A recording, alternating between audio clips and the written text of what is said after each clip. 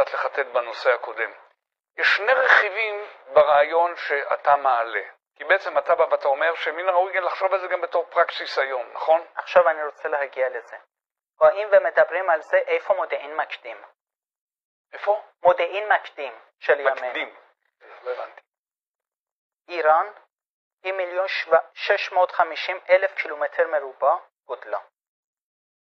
יש לה 70 קבוצות אתניות שונות ומשונות. זאת אומרת, מבחינת גודל עצום, לשלוט על דבר כזה זה קשה. וגם המון מתחים פנימיים. זה לא רק אנחנו ספרדים, אשכנזים, חילונים, דתיים, חרדים. להם גם יש אינסוף בעיות.